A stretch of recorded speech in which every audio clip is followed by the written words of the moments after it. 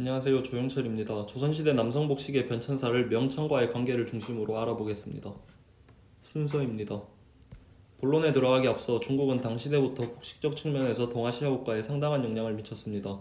그리고 고려 후기의 복식적 측면에서 당의 영향을 받았던 아스카 시대 이후 독자적인 복식 문화를 발전시킨 해이안 시대 등을 통해 대외 정세 및 교류가 복식에 상당한 영향을 미쳤음을 알 수 있습니다.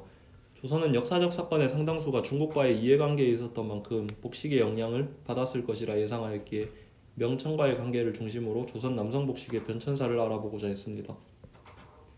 건국 초기 조선은 불안한 대외 정세 및 국가 상황에 처해 있었습니다. 이에 명분론적 화해론을 앞세워 자발적 사대관계를 자처하며 조선 초기 명과의 우호적인 관계를 유지하고자 하였습니다. 15세기에는 건국 초에 비해 주종의식이 약화되었으며 전보다 사신과 통사를 활용한 교류가 감소하였습니다. 16에서 17세기까지 국가 상황이 피폐해진 와중 조선은 명과 성장하는 후금 사이에서 중립적인 태도를 취하게 되고 이는 친명 세력의 반발을 사게 되어 인조 반정의 원인이 됩니다.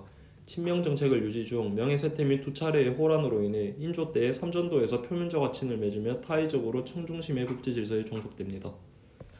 다음은 명예 복식입니다.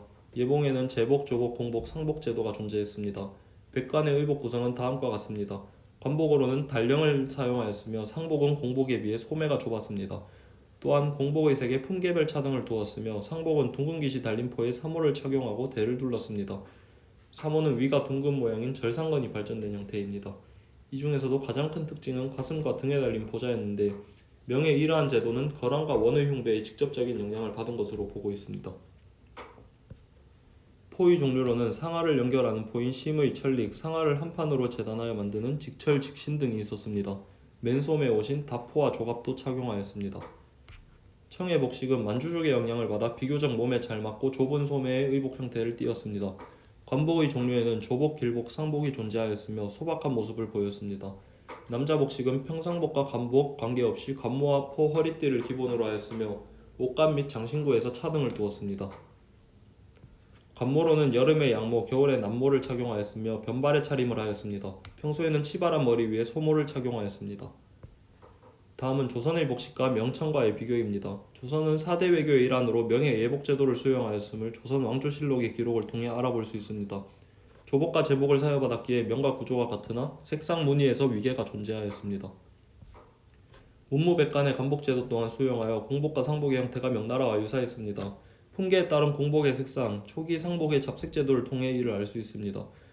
조선 초기 상복은 흉배가 존재하지 않았으나 1454년에 흉배제도를 실시하여 품계를 나타내었습니다. 흉배의 문양 역시 명보다 단계를 낮추어 사용하였음을 알 수 있습니다.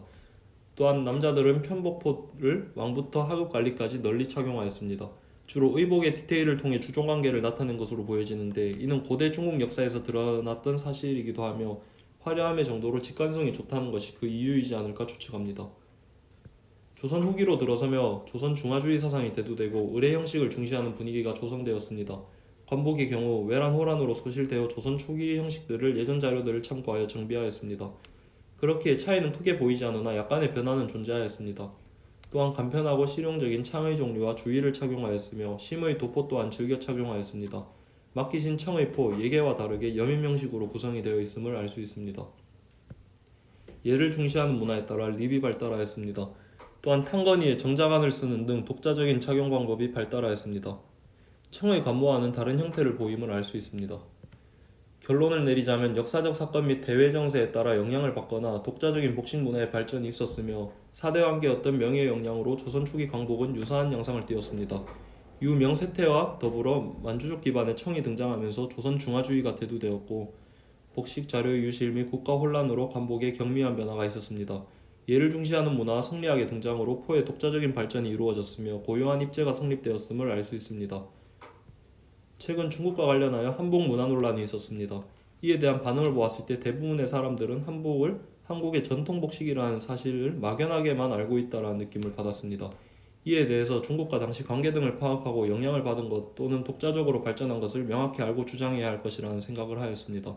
가령 가세 유래는 당의 명리와 유모이다라는 주장을 들었을 때 사진의 고구려 벽화에서 갓의 형태를 볼 수 있으며 고려 후기 원 간섭에서 벗어나고자 갓을 이용한 고유 입제를 도입하였으나 잘 쓰이지 않았고 이후 조선 후기에 이르러 널리 쓰이게 되었다와 같이 말입니다.